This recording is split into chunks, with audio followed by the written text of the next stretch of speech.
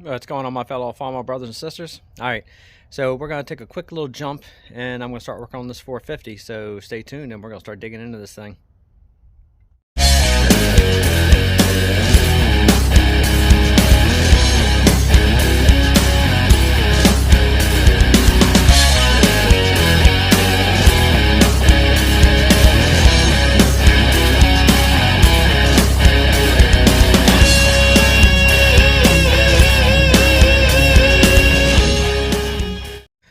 Alright, so it's probably about 50 degrees out here, and we're going to go ahead and go into the new building and work on this 450.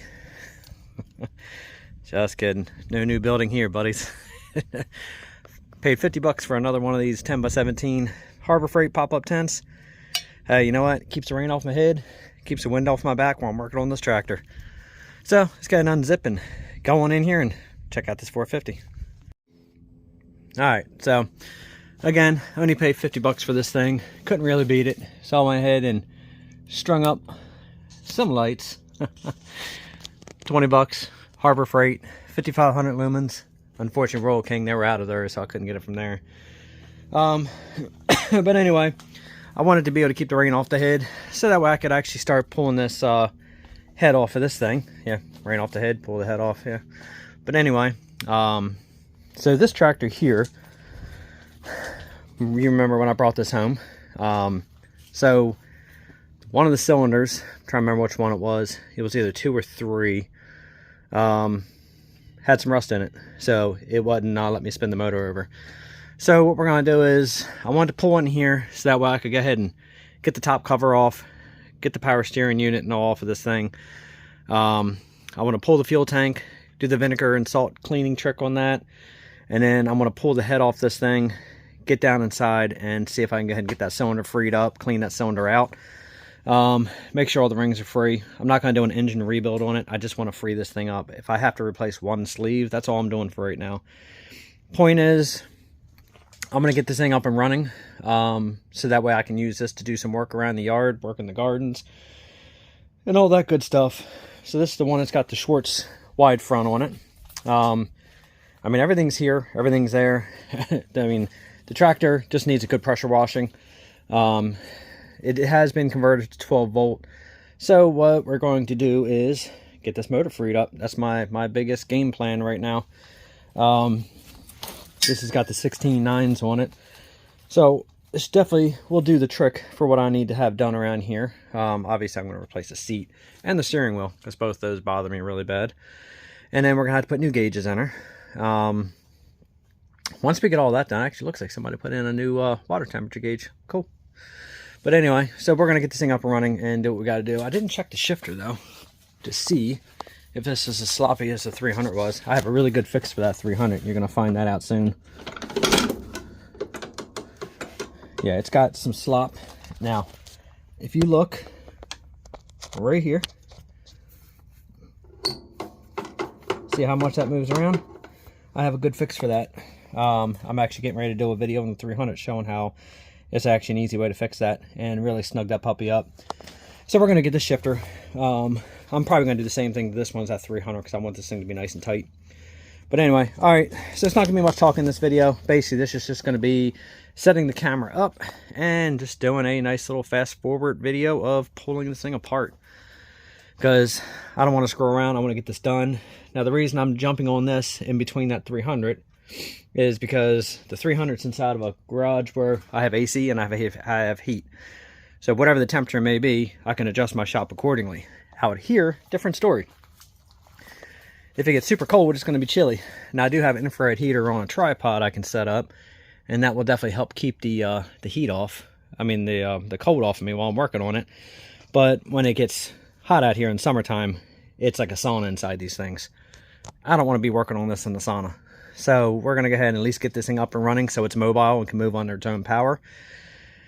After that, it's only the one cub and the one 300 with the loader that actually doesn't move under its own power right now. So I'll have pretty much all my tractors up and running.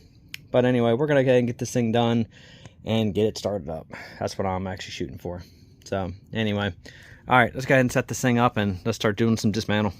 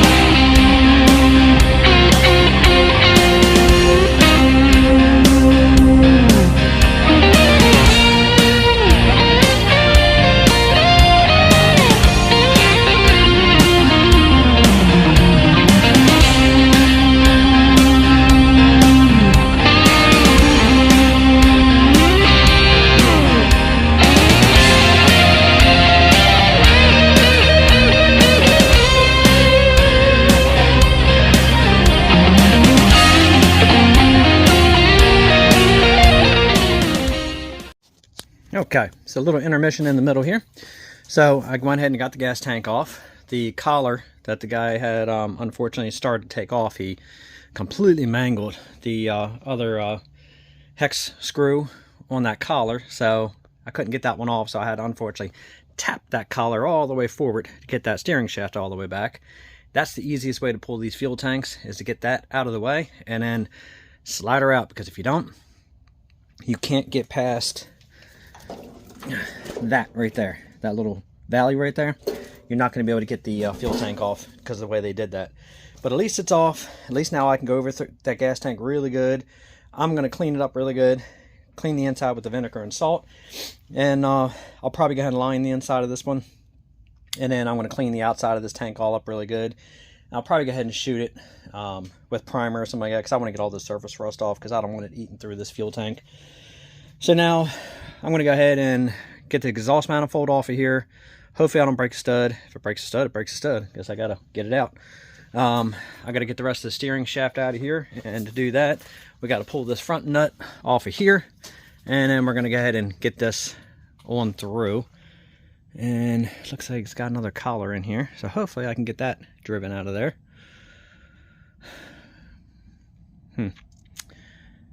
Alright, yeah, I'm gonna have to work on that. And then we're gonna go ahead and get the sensor off of there for the water temperature sensor, get this generator off of here, and after that I should be able to go ahead and start getting this head removed. So fingers crossed, all goes well. I'm hoping I can get down inside this thing tonight. Well, today, before tonight, preferably. So alright, so let's go ahead and get set back up and let's get back to it. Alright, so I understand farmers, a lot of times where people get their hands on these things and then they start doing field fixes or whatever they do, but some shit people just shouldn't have their hands in, and they shouldn't be screwing with these things. So some bonehead decided to weld that shaft for the steering column to the shaft that goes into the worm gear. So luckily the weld is broke, but problem is I still got to try to get this bolt broke loose out of here and driven out of here so I can get this collar out, because that obviously is going to interfere with pulling that head, and the head on this tractor is heavy, so I'm really not trying to work around that, trying to lift this thing up over those studs, because most likely there's not enough height to get that thing up and off those studs. So this is going to take a hot minute to go ahead and figure out. This is the kind of crap you run into. I mean, unfortunately, it's one of those things, but damn, I really wish sometimes people would not screw with stuff. I mean, I guess worst case, don't give me a lot of room. What did they ever think was going to happen if you had to fix this radiator? I mean, you weld that in place. For the people who don't know, it goes through the radiator. So how did they ever think they were ever going to replace this thing or fix this thing if it ever gets sprung a really bad leak? Oh, yeah. Alright, so what I'm going to do is I'm going to go ahead and get this broke loose out of here first. I'm probably not going to film this because this is going to take a second and a lot of cussing. So, but you see what I have to work with here. So I'm going to see if I can go ahead and get this thing out of here and get this done and over with. And then we're going to pick the video back up to go ahead and start doing the exhaust manifold, the generator, and then start pulling the head. So give me a few and I'm going to get this thing rolling. Alright, so lucky for me, the person who did it was a shitty welder. So I was able to get that bolt knocked out of that weld and collar off. So obviously I'm going to have to clean up off it really good. But I cannot believe they welded that to that. Especially for the fact of there's a seal inside here. So, unreal. Alright, well, it's off and we're free. So, yep, I had to clean that thing up a little bit. Alright, game on.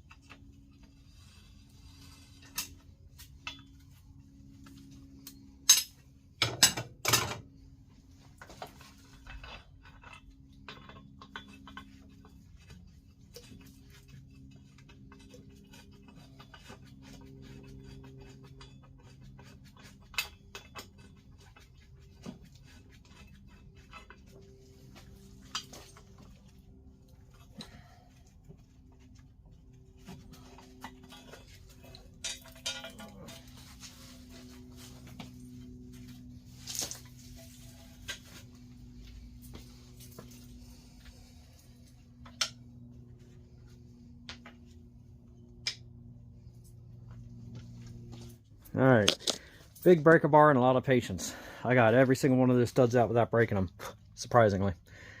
I was really a little nervous a couple times about those. So let's see what we look like in here.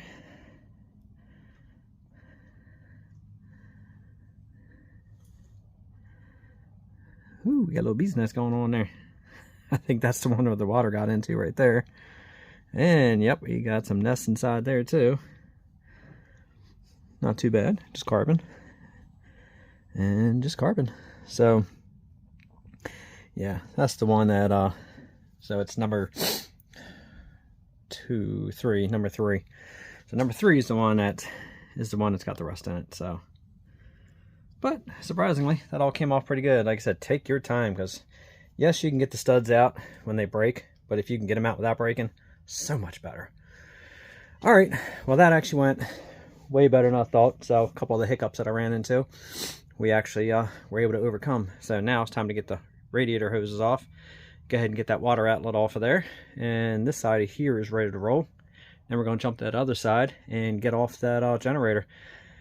Pop the valve cover, pull these studs, and whew, pull that big beast up off of there. It's gonna be so much fun. They're always awesome to get off of there, because unfortunately my crane is in the other shop. So this is gonna be all hand, back, and lidocaine. So all right, let's get back to it.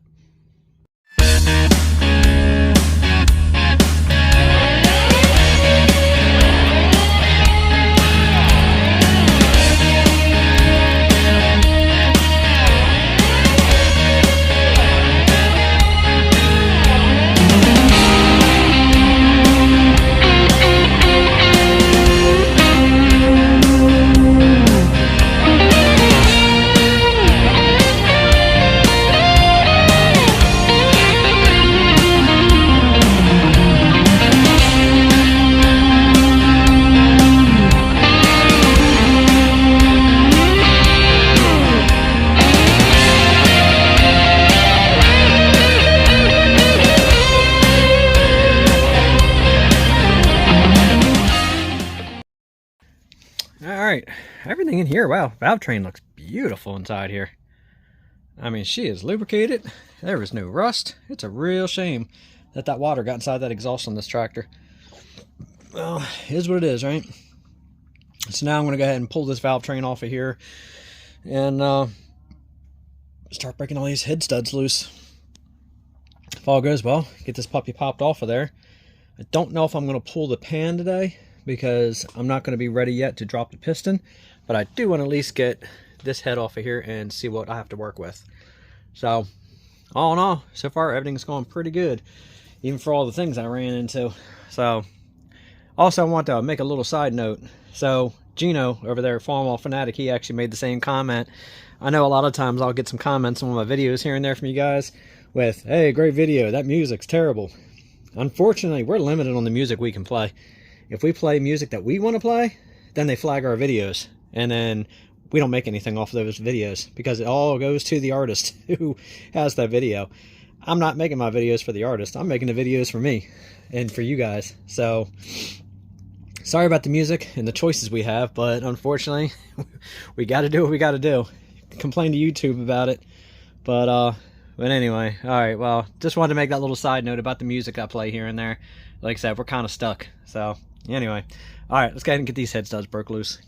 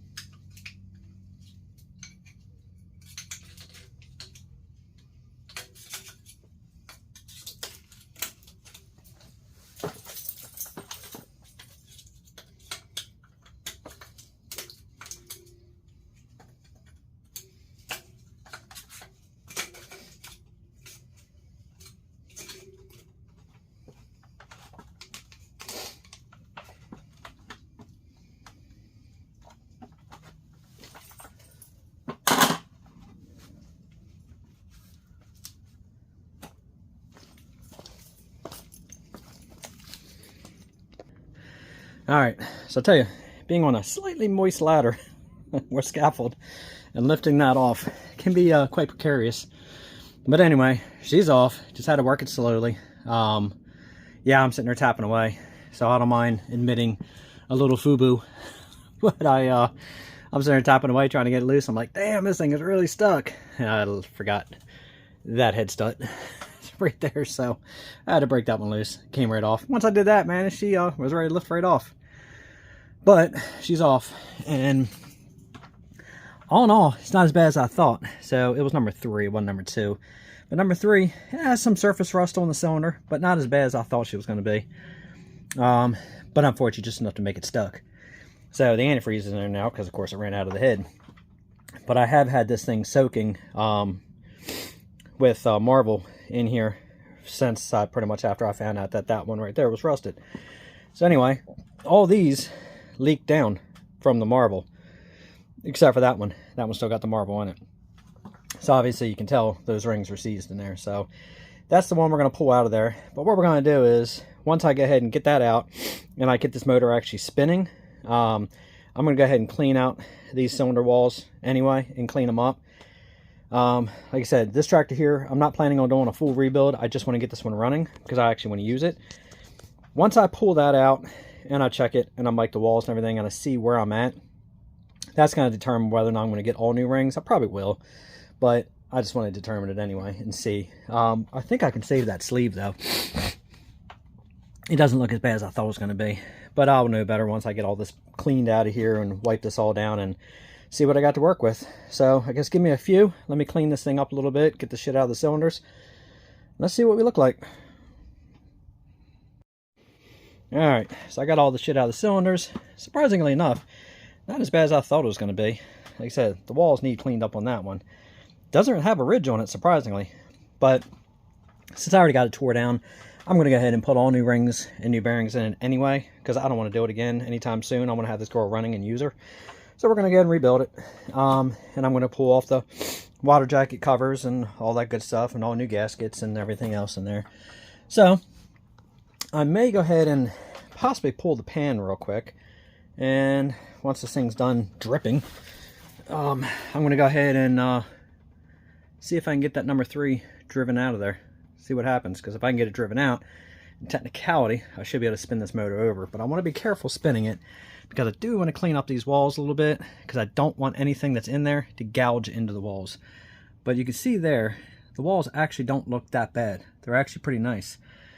So it's just really going to be getting these pistons out real easy. If I can get some of them to go down, I'm going to go ahead and clean up some of that rust before I bring them back up, because I don't want to drive that into the walls. And after that, I'm going to go ahead and run the straight wall hone, and then I'm going to run the dingleberry hone through here, see how they look, see how they come out, mic everything, and if everything's the way I want it, I'm going to go ahead and order the bearings and order the rings, clean these pistons up, and start getting this thing back together. And then, of course, carburetor rebuild, and of course, points and condenser and all that good stuff. And hopefully I get her to fire over. Luckily, she had antifreeze in her, so I'm kind of lucky for that. So at least I know that once I get all this flaky paint off of here, I shouldn't find any cracks in the block. So thank goodness somebody filled it up full of antifreeze. But other than that, I don't think we're going to be too bad here. As far as hydraulics and everything, I don't have a lot of leaks or a lot of drips on this thing. The brakes actually work pretty good, but I'm still going to pull them off and redo the brakes anyway, because I want this thing to stop. I am going to have to do some brakes on the 450 diesel. That right there, it'll stop, but let's just say it'll push as it's stopping. So I am going to do the brakes on that one too.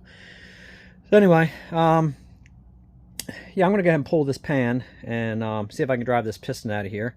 And then I'll start this video back up, because it's a little too moist down there to set the camera up and everything. So I'm kind of going to do this kind of quickly and see what it looks like, and then I will start the video back up. Alright, pan is dropped. Surprisingly, number 3 doesn't look bad from underneath. And the walls on the other pistons look beautiful from underneath. So I think I might be okay. Oh yeah, this cylinder walls look gorgeous.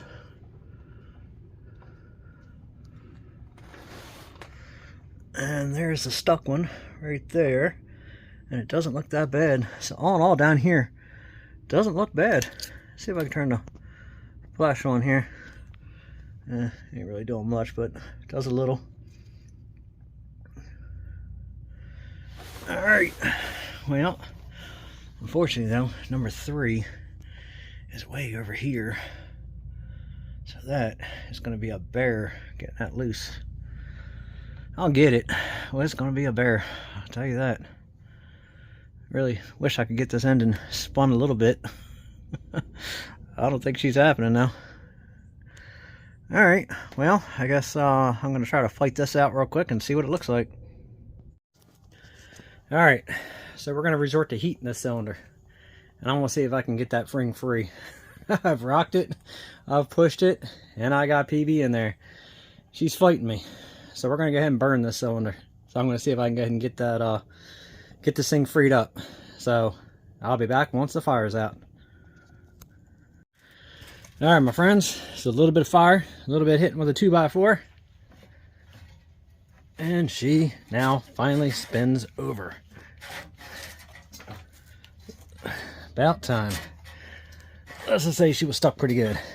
So she was giving me quite the fit. But as you can see, she is now rolling. Thank God. that was stuck pretty damn bad. Alright, so now I'm going to start working on getting this one up so I can finally get this piston out of here. But she spins, so that's all that matters. So let's just say PB blaster. Didn't really touch it.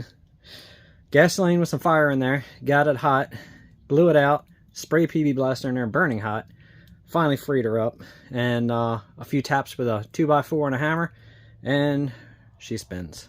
So alright, I'm going to roll this thing a few times and then see if I can get this ready to go ahead and pop this piston out of here. Alright my friends, let's just say that piston was a pain in the ass to get out. It was hitting that area that had that rust ring around it that was sticking those piston rings. Man, I tell you one thing, that was some work getting that thing out of there. But she is out. Oh my lord. Let's just say that wasn't fun. Well, I'm going to sit this on the ground. Actually, hold on. I'm going to sit this on the ground and spin this camera around. But, at least the good news is now that damn thing is out of there. I mean, she spins free as can be now. That rust that was inside of that one. I mean, I went ahead and ran a dingleberry in there just to free up some of that rust to clean it out. And I'm going to assess it. I'm definitely putting all new rings and bearings on this thing. The bearings actually aren't bad. It looks like this thing had a rebuild probably not that long ago from the way those tabs and everything looked in there. And the bearings actually look pretty nice. I don't think the crank's ever been turned. Maybe it has. These are 20,000s. So the crank has been turned. So this engine has been rebuilt at one time. So it's just a shame that somebody, like I said, left that exhaust uncovered. And it seeped into that cylinder. But neither here nor there. It's apart. She spins. It's not locked up anymore. That was the biggest problem I was looking at with this thing in the backyard.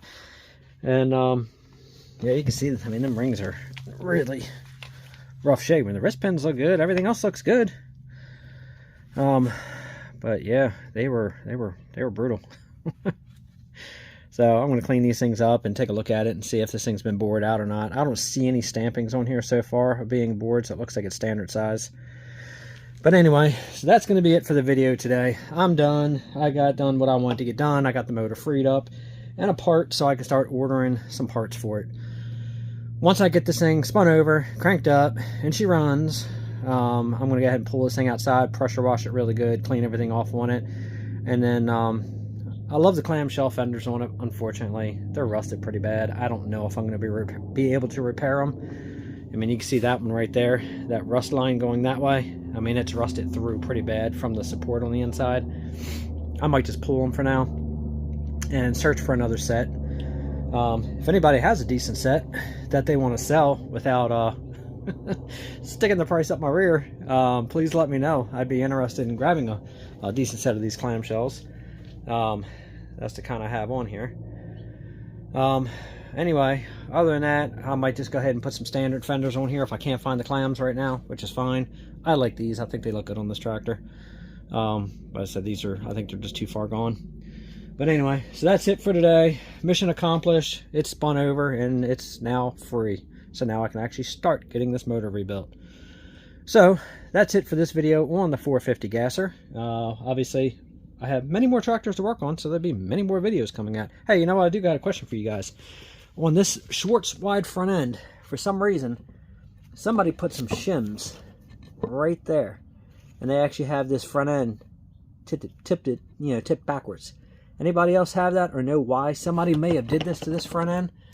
From what I'm seeing from those gaps now right there, this front end should go back the way it was and go back tight against this frame rail. I think that's wrong, and I'm not sure why somebody did it. Anybody got any ideas why somebody might have did that? This is my first Schwartz front end messing with, so not really too sure about that and why they did it. So let me know in the comments if you guys know why somebody may have did that. Like I said, I personally think it's wrong. I think it threw the angle off. But anyway, if anybody else got more experience with it, please let me know.